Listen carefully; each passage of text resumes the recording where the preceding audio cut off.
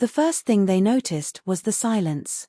Not the peaceful kind that hikers expect when they wander too far from the trail, but a dense, suffocating quiet that pressed against the ears.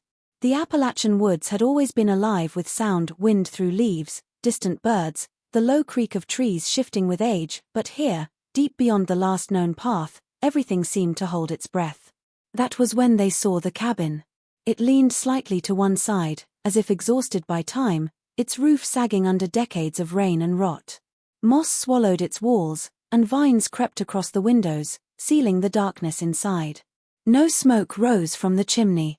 No footprints disturbed the soil. It looked abandoned in the way all forgotten things do, like the forest had finally claimed it. But the door was not locked. Inside, the air smelled of damp wood and something older, human. A single room held a narrow bed, a table carved from a fallen tree, and shelves lined with jars carefully labeled in a trembling hand. The dates stretched back further than any of them expected. Years. Then decades. Whoever lived here hadn't just survived, he had settled in, season after season, winter after winter, as the world moved on without him. They found the journals stacked beside the bed, wrapped in oilcloth, protected as if they were the only thing that mattered. The earliest pages spoke of grief and escape, of a man who walked into the mountains to disappear. Later entries grew fragmented. Words repeated. Sentences trailed off. He wrote about the forest watching him, about nights when the trees seemed closer than they should be, about sounds that stopped the moment he reached for the lantern. As the light outside faded, unease crept in. The cabin did not feel empty. It felt paused, like a life interrupted mid-breath. On the wall above the bed, shallow grooves were carved into the wood tally marks, too many to count easily. 60 years of days. 60 years of isolation. When they stepped back outside, the forest exhaled. The silence broke with a distant crack, like a branch snapping under unseen weight. For the first time, one of them wondered if the man had truly lived alone all those years, or if the cabin had been built to hide from something that still roamed these woods, waiting patiently for someone else to find it. The hikers had not planned to go that far. What began as a casual detour off a known Appalachian trail slowly turned into a quiet test of endurance as the forest thickened and the air grew heavy with damp earth and rot. The old logging road they followed was barely visible, reduced to a faint scar in the undergrowth, as if the mountain itself was trying to erase all memory of human passage. Trees leaned inward, their branches knitting together overhead, blocking the sky and swallowing sound. Even their footsteps felt muted, absorbed by layers of decaying leaves that had not been disturbed in years. The deeper they went, the more unsettling the stillness became, until conversation faded and each step felt intrusive, like trespassing somewhere they were not meant to be. It was the absence of signs that first unsettled them. No trail markers. No fresh cuts in bark. No distant hum of roads or power lines. The Appalachians are vast, but rarely empty, and the realization that they were walking through a place forgotten by maps stirred a quiet anxiety. When the cabin finally emerged, it did so without warning, standing at the edge of a small clearing choked with weeds and fallen branches. It did not look built so much as grown there, its weathered wood darkened by decades of rain, its foundation half sunk into the soil. The roof sagged like tired shoulders, and moss crept across the walls in thick green veins, blurring the line between structure and forest. What made them stop was not the cabin's condition, but its placement. It sat far beyond any known settlement routes, miles from the nearest town, deep enough that hauling materials here would have required intention bordering on obsession. The windows were intact but clouded with grime, reflecting nothing. The chimney was cold and cracked, unused for longer than any of them could guess. Yet the door hung straight on its hinges, not collapsed or broken, as though someone had cared enough to maintain it long after the rest of the world had forgotten this place existed. They circled the clearing cautiously, noticing details that contradicted the idea of abandonment. A woodpile stacked neatly beneath a rotting top. Rusted traps arranged in a deliberate line along the tree line. Footpaths pressed faintly into the ground, nearly reclaimed by weeds but still visible if you looked closely. These were not the careless traces of a temporary shelter, but the disciplined marks of routine repeated countless times. Whoever lived here had not wandered in by accident. He had chosen this isolation, carving out a life where no one would stumble upon him unless they strayed far beyond reason. As one of the hikers reached for the door, a strange hesitation settled over them all, the kind that comes when instinct senses something the mind cannot yet explain. The forest around the clearing seemed unnaturally quiet, as if listening, as if aware that a boundary was about to be crossed, and in that moment it became clear that finding the cabin was not a discovery at all, but an intrusion into a life that had remained hidden for 60 years. When the door finally opened, it did not creak the way abandoned structures usually do. The hinges moved with a dull, controlled resistance, as if they had been used often enough to keep rust from fully claiming them. The air inside was thick and stale, carrying the layered scent of damp wood, ash, and something distinctly human that had lingered far too long to belong to a place meant to be empty. Light filtered in cautiously, revealing a single-room interior arranged with deliberate care rather than neglect. Nothing inside felt random, and that realization unsettled them more than any obvious sign of decay could have. The first thing they noticed was the table. It had been carved by hand from a single slab of wood, its surface worn smooth by years of use. Scratches and burn marks traced the outline of countless meals and tasks performed in solitude. Nearby, shelves lined the walls, sagging slightly under the weight of glass jars and tin containers. Each one was labeled in faded ink, dates written carefully and consistently, stretching backward through time. Some labels were so old the ink had bled into the paper, yet the sequence never broke, year after year accounted for with a discipline that suggested routine was the only thing holding the man together. Handmade tools hung from wooden pegs along one wall. Knives sharpened thin from repeated grinding. Traps repaired again and again rather than replaced. A lantern sat on a hook, its glass cleaned, its wick trimmed. These were not relics left behind decades ago, they were objects that had been depended on, maintained, and respected.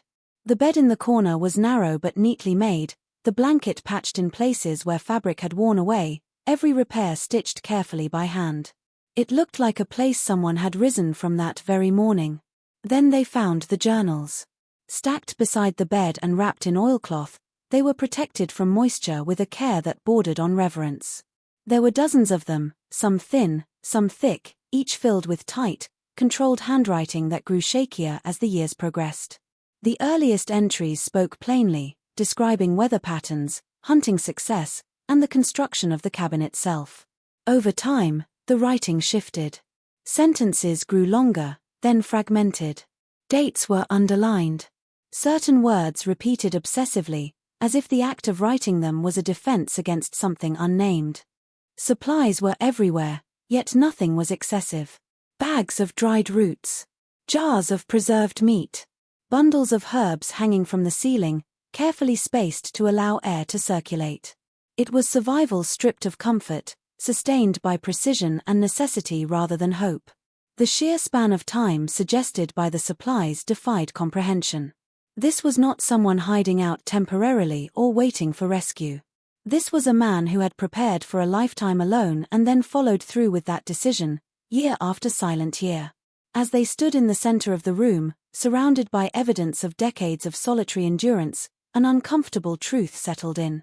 The cabin was not a forgotten shelter reclaimed by nature.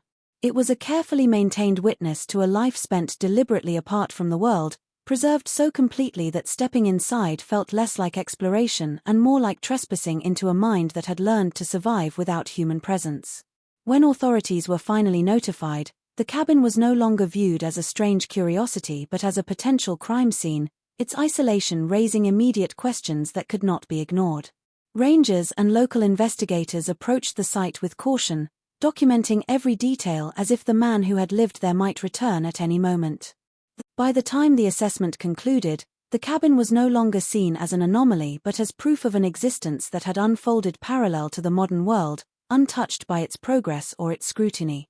60 years of uninterrupted solitude had not left behind a dramatic crime or a clear motive, only the quiet, overwhelming evidence of a man who had endured invisibly, sustained by routine, fear, and the relentless passage of time. As investigators moved beyond establishing how long the man had lived in the cabin, attention shifted toward the deeper question of why. The journals, once catalogued in sequence, revealed a deliberate and methodical effort to erase himself from the outside world. Early entries mentioned a name only once, written carefully and then crossed out so aggressively that the paper nearly tore. After that, there were no names, no references to family, towns, or even specific years tied to the broader world. Dates existed only in relation to seasons and survival, as if time itself had been redefined to exclude everything beyond the forest. Personal documents were conspicuously absent. No birth record, no photographs, no letters tucked away in sentiment. Investigators found no government papers, no military insignia, nothing that connected him to institutions or obligations. It was not that these items had been lost to decay, there were simply no signs they had ever been kept. This absence felt intentional, as though the man had shed his former identity before arriving in the mountains, arriving not as a runaway but as someone in the process of becoming untraceable. The language of the journals changed sharply after the first few years. References to people became abstract, then disappeared entirely.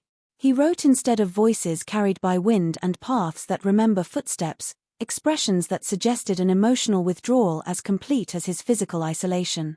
When he described encounters with the edges of civilization, they were brief and cautious, always at a distance. He avoided roads, traveled at night when necessary, and noted the locations of hunting camps so he could give them wide berth. There was no curiosity about the world he left behind, only vigilance against being pulled back into it. Even the cabin itself reflected this erasure. There were no decorations, no attempts to recreate comforts associated with community or memory. Every object served a purpose tied directly to survival. The man did not mark birthdays or anniversaries. He marked winters survived. The tally marks on the wall were not celebrations of time past but confirmations of endurance, proof that another cycle had been endured without outside interference. It suggested a mindset where identity was no longer defined by relationships or history, but by persistence alone.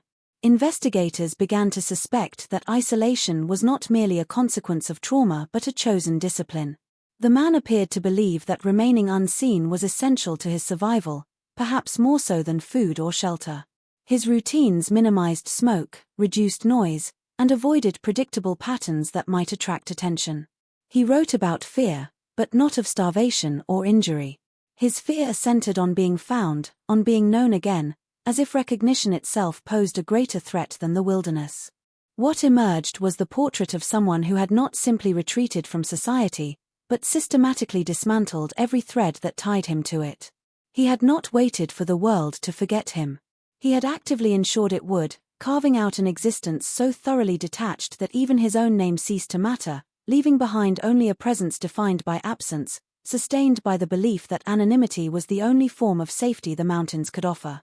As the examination of the area expanded beyond the cabin walls, investigators began to notice details that felt less practical and more unsettling. Around the perimeter of the clearing, shallow symbols had been carved into tree trunks, some nearly swallowed by new growth, others refreshed recently enough to cut pale against dark bark.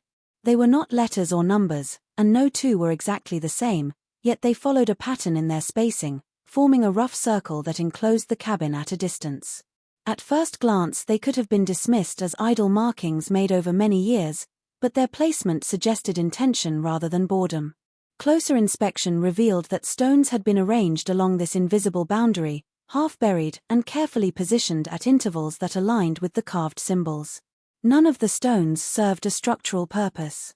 They did not prevent erosion or mark property lines. They simply existed, forming a quiet ring that separated the cabin from the deeper forest. Rangers noted that animal tracks were scarce within this boundary, far fewer than expected in such a fertile area. Deer paths curved away from the clearing. Smaller animals skirted the edges, as if guided by instinct rather than reason. Inside the journals, references to these markings appeared sporadically, never explained directly. He wrote of keeping the line intact and repairing what the winter tried to erase. On several occasions, entries described nights spent walking the perimeter with a lantern, checking each mark as if conducting an inspection. The language used was careful, almost reverent, implying that these acts were as vital as hunting or gathering firewood. Whatever the markings represented, they were not optional. They were maintenance. Some investigators suggested the symbols reflected folk practices, remnants of Appalachian superstition meant to ward off danger or bad spirits. The region's history was rich with such beliefs, born from isolation and passed down through generations. Yet these markings did not match any known protective signs documented in local tradition. They were unique, personal, developed over time rather than inherited. This suggested the man had created his own system of meaning, a private logic shaped by fear, experience, or obsession. More disturbing were the entries that implied the markings were not only meant to keep something out, but possibly to keep something contained. The man wrote of movement beyond the trees, and listening too closely invites it nearer. He never named what he feared, but his vigilance intensified as the years passed. Repairs to the boundary increased after periods he described as restless or loud, though no storms were recorded during those times. It raised the possibility that the threat he perceived was internal, a projection of a mind strained by decades of solitude, yet the consistency of his behavior made it difficult to dismiss entirely. Investigators found no evidence of traps or defenses aimed outward from the boundary. Everything faced inward, toward the cabin, as though the purpose was not protection from the forest, but preservation of something fragile within the circle. Whether the markings were a psychological anchor, a ritual born of isolation, or a response to experiences he could not explain, they stood as silent testimony to a man who believed survival depended not only on staying hidden, but on maintaining an invisible barrier between himself and whatever he feared most, a fear so powerful it reshaped the land around him into a guarded space where reality and imagination slowly blurred. As the investigators pored over the journals, a pattern of mental unraveling became increasingly clear, revealing a life shaped and warped by decades of total isolation. The earliest entries were precise, almost clinical, documenting daily survival tasks, hunting small game, gathering firewood, repairing the cabin, and preserving food. There was a rhythm to his life, a structure that suggested competence and purpose. Yet over time, the entries shifted. Words became repetitive, sentences started to trail off, and ideas looped back upon themselves. He began to describe events that could not be verified, footsteps in the woods at night when none should exist, whispers carried by the wind, shadows that seemed to move independently of the sun. These were observations presented with the same meticulous care as his survival notes, yet they carried a growing undercurrent of fear and obsession. The man's descriptions of the forest itself began to take on a personality, as if the woods were alive with intent. Trees were no longer simply obstacles or sources of timber, they were watchers, listeners, and occasionally, aggressors. He noted how certain branches seemed to bend toward the cabin, how animal tracks diverged from their natural paths, and how the wind sometimes carried messages he could almost understand. The tone of his writing shifted from matter-of-fact survival to almost ritualistic interpretation, as though every sound, movement, and shadow held meaning beyond the ordinary. This evolution suggested a mind attempting to impose order on a world that had become unpredictable, creating a narrative in which the forest itself dictated reality. Isolation intensified his fears. There were entries describing nights of sleepless vigilance, where he kept fire burning longer than necessary and listened to imagined disturbances. Objects were moved, realigned, and repaired obsessively, as though their placement could influence the forest or the forces he sensed around him. Over time, the entries became less about survival and more about control over space, control over routine, and control over an environment that had transformed into both protector and threat. He wrote of himself as a participant in a dialogue with the wilderness, though no response ever came, and yet the compulsion to record and act never waned. Occasionally, the writing hints at loneliness that borders on despair. He describes memories of human voices, fleeting glimpses of other people, or imagined visitors, always contrasted with the cold reality of being utterly alone. The language becomes fragmented, sometimes poetic, as though the act of writing was his only anchor to sanity. Sentences repeat, tally marks increase, and symbols appear with a precision that indicates obsession rather than coincidence. Each passage shows the gradual merging of his survival instincts with a psychological struggle, the boundaries between reality and perception eroding with every passing decade. What emerges from these pages is not simply a story of solitude, but of a mind slowly consumed by the very isolation it sought, a testament to the profound and terrifying effects of being completely cut off from human contact for 60 years. As the investigators expanded their inquiry into the surrounding region, they began speaking with locals, hoping that oral histories or old memories might shed light on the man who had lived unseen for 6 decades. At first, there was silence. Older residents hesitated, shifting uneasily in their seats or casting furtive glances toward the forest. The very name of the area seemed to carry a weight of unspoken warnings, and recollections were fragmented, shared reluctantly, as though acknowledging the past could summon it back. Yet, as conversations deepened, a pattern of old rumors emerged, hints of a man who disappeared long before anyone outside the immediate community noticed. The earliest recollections came from those who remembered small events in the 1960s, decades before the discovery of the cabin. There were stories of a family tragedy, one that had been whispered about but never fully explained, a man who vanished after losing contact with relatives, leaving behind a house emptied almost overnight, or so the tale went. People recalled seeing someone on the distant hills, moving quietly, always alone, almost ghost-like in the dim morning light. The memories were inconsistent, filtered through years of retelling, yet each account contributed to a shadowy mosaic. The man had been seen, but never approached, and never stayed in one place for long enough to be confirmed. As the investigators cross-referenced these memories with archival records, they found partial corroboration. Property deeds, old census data, and sporadic local news mentions hinted at a life that once intersected briefly with society. Yet, by the mid-1960s, the trail vanished entirely.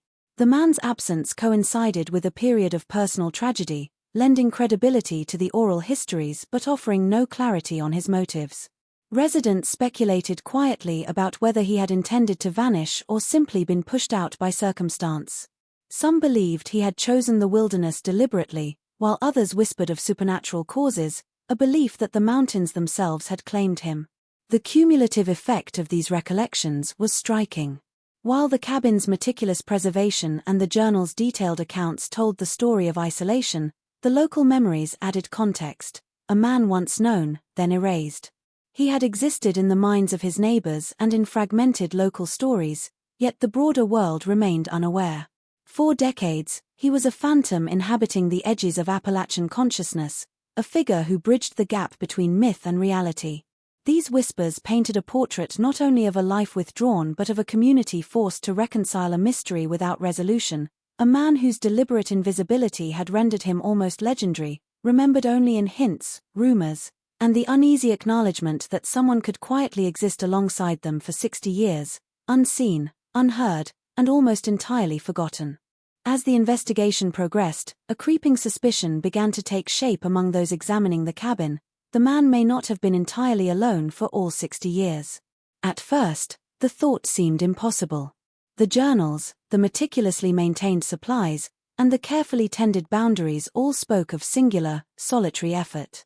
Yet subtle irregularities began to emerge, clues too precise, too nuanced, to have been entirely the work of one person acting in isolation for decades. Footprints in soft soil suggested variations in size and gait, faint traces of movement that did not match his known habits or the careful tally of his routine. Small, almost imperceptible disturbances around the outer boundary implied the presence of something or someone he might not have documented. Inside the cabin, details that had seemed ordinary acquired a new, unsettling weight. Some jars of preserved food appeared untouched, yet others bore signs of partial consumption that contradicted his calculated rationing. A set of tools hung unused, as if maintained for purposes beyond immediate necessity.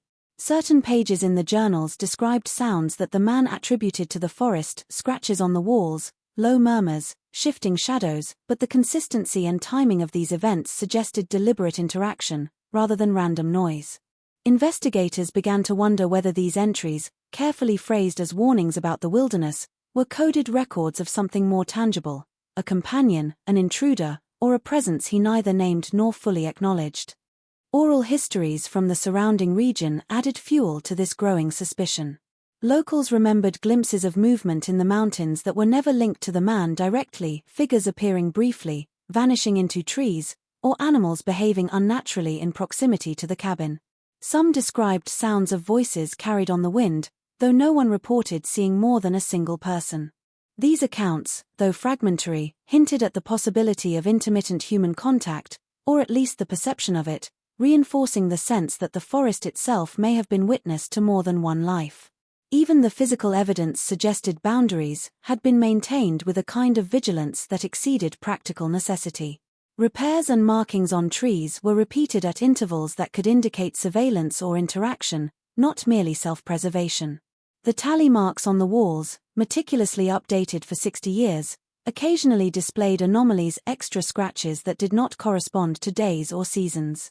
Whether intentional or accidental, these anomalies left open the question of a second presence within the cabin's carefully controlled order, an unseen influence that challenged the assumption of complete solitude.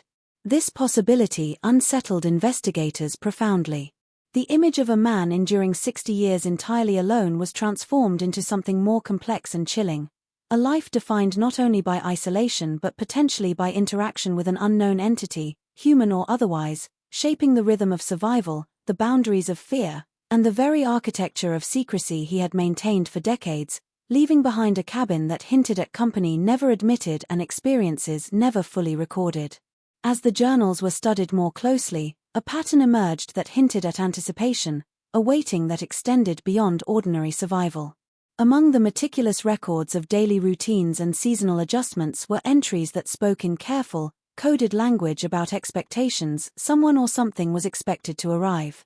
Early in the writings, the tone was cautious, almost hopeful, noting distant sounds in the forest or signs of other travelers who never reached the cabin. Over time, these observations shifted from casual notes to ritualized vigilance.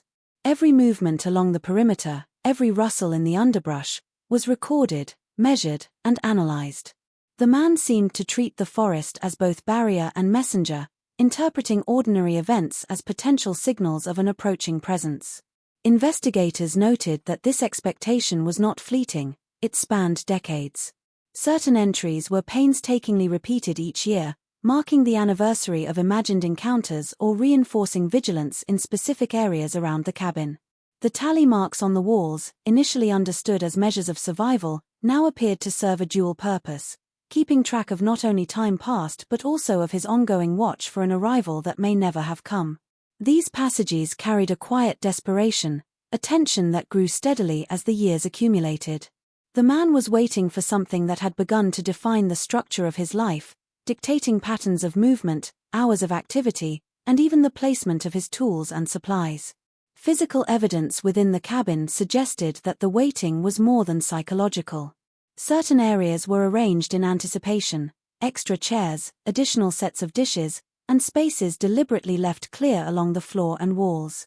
Items were positioned to suggest readiness, as though a guest might appear at any moment.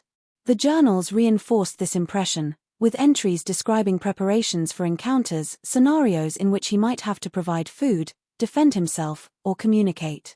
Each preparation was calculated, precise, and repeated frequently, suggesting that the act of waiting had become a ritualized necessity, entwined with his survival in a way that blurred the lines between practical preparation and obsessive compulsion. Local legends and anecdotal accounts from the surrounding area added another layer to this mystery. Older residents recalled stories of fleeting sightings, of objects or movements glimpsed near the cabin at odd hours, though no concrete evidence supported these claims. Investigators considered the possibility that the man's expectations were rooted in reality, a response to a pattern of intermittent contact, or perhaps encounters long forgotten and deliberately obscured. The journals themselves never confirmed a visitor arrived, but the language suggested that anticipation alone shaped his existence, defining behaviors, influencing mental state, and dictating the meticulous maintenance of the cabin. Ultimately, the sense of waiting imbued the cabin and its surroundings with a tension that lingered long after investigators left.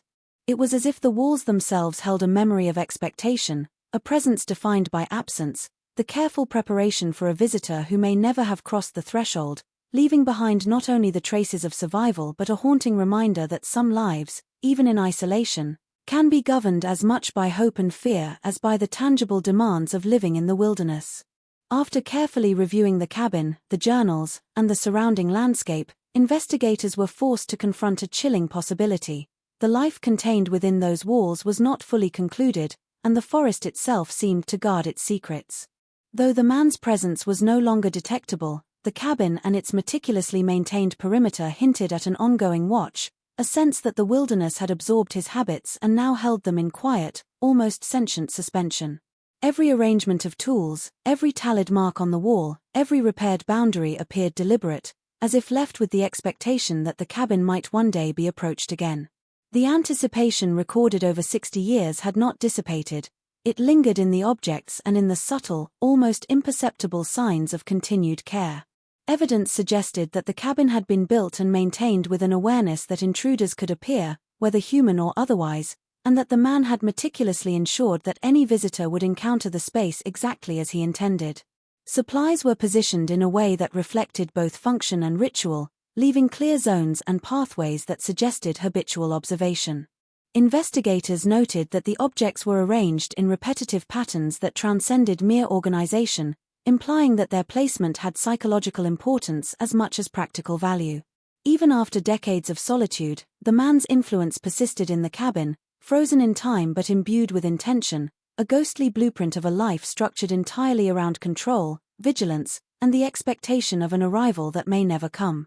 Outside, the forest itself reinforced this sense of ongoing presence. The boundary markings on trees, the carefully positioned stones, and the faint pathways in the undergrowth hinted at a maintained territory, a buffer between the world and the life he had constructed. Animal tracks diverged in ways that suggested the environment had adapted to the rhythm he imposed, leaving the clearing unusually undisturbed. The combination of natural reclamation and deliberate maintenance created an uneasy balance. The wilderness had absorbed the cabin into its fabric while preserving the careful order imposed by the man. To step into the clearing was to enter a space simultaneously abandoned and carefully curated, as if the cabin's history continued to watch, waiting, and influencing the present.